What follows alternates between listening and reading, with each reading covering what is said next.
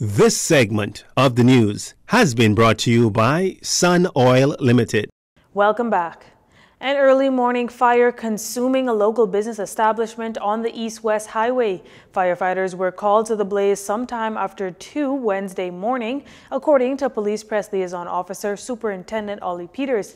He told reporters that fire officers were able to bring the fire under control. The first unit responded, and on their arrival they met a smoldering going on in the western portion of the building. The building was found to be the Bahamas Liquidation Center. The officers assessed the scene and created an entry point into the establishment where they found the interior engulfed in flame. The unit manager decided not to allow his officers to go into the building, so they decided to tackle the building from the western portion. During the tackling of the fire, the portion of that building started to collapse as like a domino, and so they had to change their strategy. However, the unit eventually was able to bring the fire under control, and as we speak, the fire is now smoldering, and they are in the management stage of that. Superintendent Peters then noting to the media that firefighters will be on the scene of this fire for the next 2 days to monitor the situation and ensure the flames do not reignite. Now, while firefighters are in the early stages of investigations, Superintendent Peters could not say whether arson is suspected. However, he did note that firefighters canvassed the remains of the premises. No one was found, and there is no suggestion that anyone perished in the flames. Foreign Affairs and Public Service Minister Fred Mitchell and parliamentarians debated on a compendium of bills this morning during a session of the House of Assembly. These bills seek to ensure that public service officers get pension despite them leaving a few months prior to fully completing their time within the service. Here's Laurencia Smith with that report. Foreign Affairs and Public Service Minister Fred Mitchell kicked off the debate on a compendium of bills on Wednesday morning. In the lower chambers, a bill for an act to provide the continuous service in the public service of Raymond Mackey, Mary Mitchell, and Japheth Edison DeVoe, which was read for the second time. Also, the Telus Bethel Pension Bill 2022, which was read for the first time. Many of these people have given, well, all of them have given important service to the country. And it was felt in these circumstances, some were decided by our predecessors, and this was, and another was decided by us. But it's all a similar pattern to give them the right to have a full pension, so that it's deemed to have continuous service, even though they had breaks in service.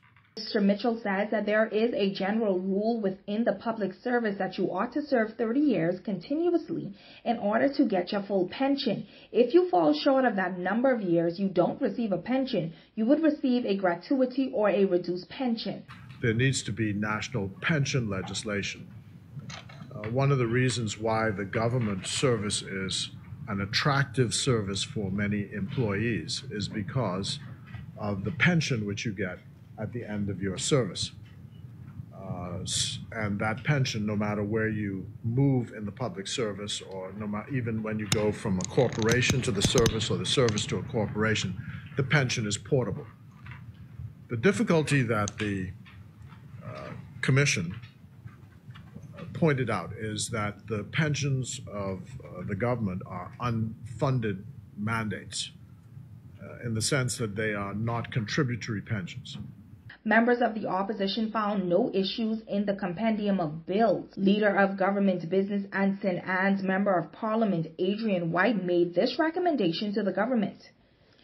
I would suggest that the government review the Pensions Act so that persons in these categories, public servants in general, when they enter into public service, they'll know that there's an opportunity for their periods of public service to be joined together and thereby entitling them to receive their pensions, and they're not being automatically disqualified if for one reason or another, a personal life decision, they step away from public service and come back to it. Raymond Mackey is the former Deputy Superintendent of Police. Mary Mitchell served as the Treasurer of the Bahamas. Japheth Addison DeVoe was a former Controller of Customs, and Talis Bethel, a former Royal Bahamas Defense Force Commodore. I'm Laurencia Smith for JCN News. The British Colonial Hotel is expected to reopen by the end of the year. Minister of Tourism, Investments and Aviation and Deputy Prime Minister Chester Cooper says he's confident that a renovated British Colonial Hotel property will be back on stream for the winter season. Just before heading into Cabinet yesterday, the Deputy Prime Minister gave reporters this update.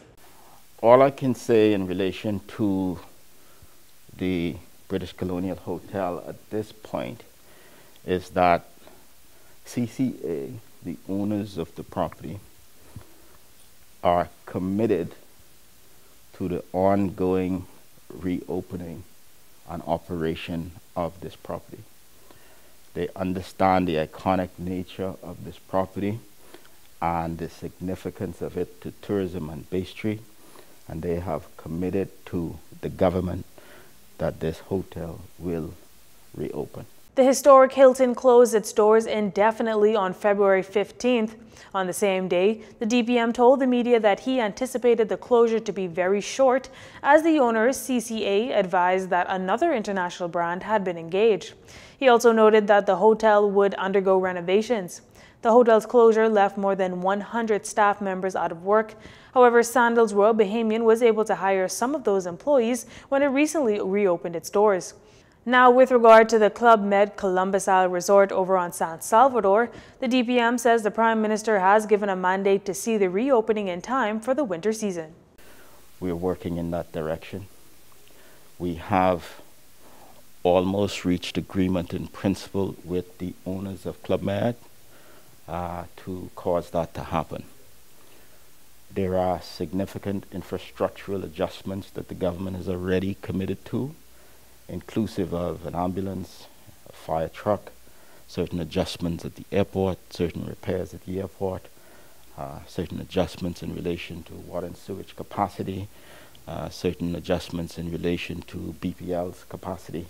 So we have already committed to everything that we need to do.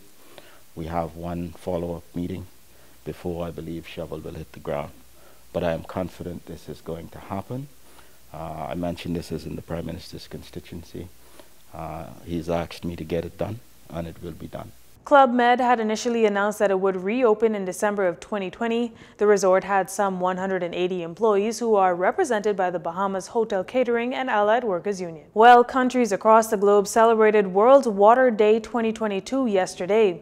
World Water Day is observed on March 22nd to raise awareness about the importance of water and educate people to conserve it. The theme of World Water Day this year is groundwater, making the invisible visible. The Pan American Health Organization held a virtual press briefing with various stakeholders for this day. Here's Donna Gittens, Program Manager for the Climate Change Delegation of the European Union.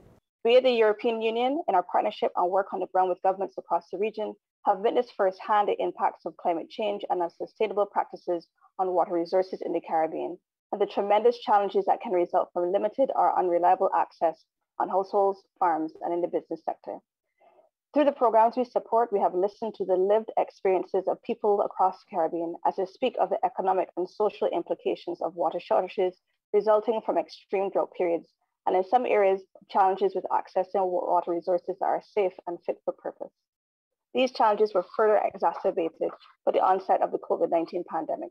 Ms. Giddens insists that if the pandemic has taught us anything, it's that the ability to access clean water and sanitation remains the best protection to reduce the spread of infections and disease.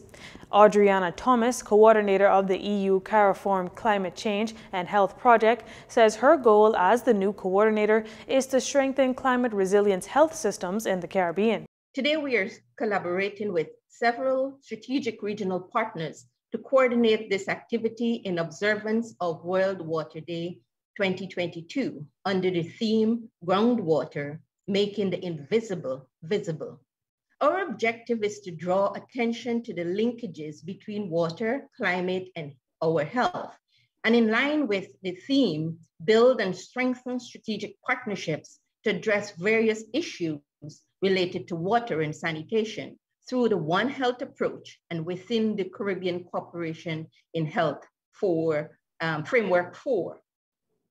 Our aim is to support Caribbean countries in increasing capacity to adapt to and reduce the effects of climate change on public health. World Water Day, held on March 22nd every year since 1993, focuses on the importance of fresh water. World Water Day celebrates water and raises awareness of the 2.2 billion people living without access to safe water. It is about taking action to tackle the global water crisis. This is also Forestry Awareness Week, and it seems as if the global message of planting trees to help fend off global warming is catching on. There have been a number of independent tree planting ceremonies around the country this week, including the Department of Environmental Health Services partnering with Miss Universe Bahamas organization to plant another tree at the popular Centerville Primary School. Audrina Saunders has more. On Wednesday, JCN Love 97 Operation Love Your Country 2022 was out in support of the tree planting initiative featuring Miss Universe Bahamas Chantel O'Brien at the Centerville Primary School, hosted by the Forestry Unit of the Bahamas.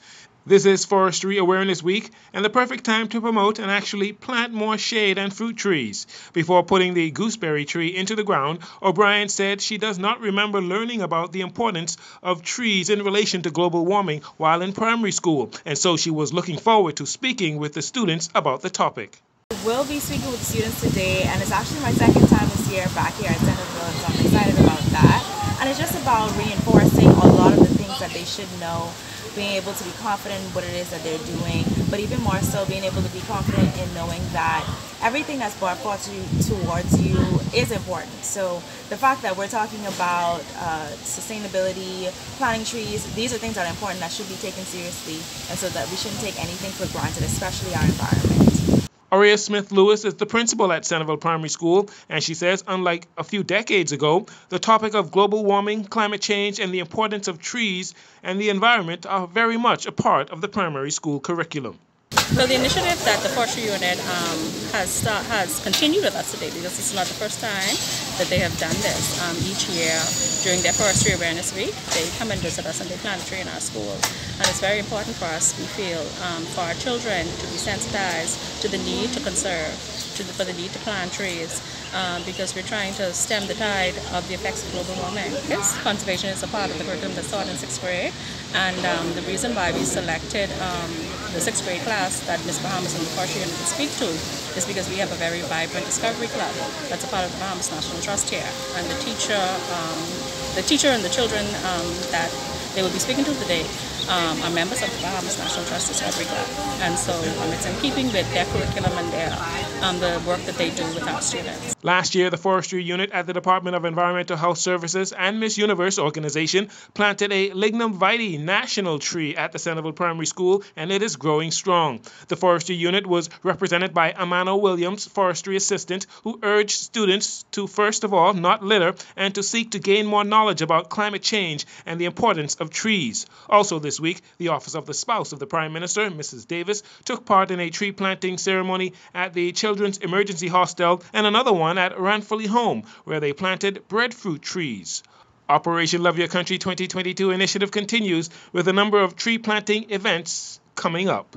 Audrina Saunders, JCN News. Well, that does it for news this evening. Once again, I'm Tyler Simonet, and from all of us here at JCN News, have a good evening, everyone. This segment of the news has been brought to you by Sun Oil Limited.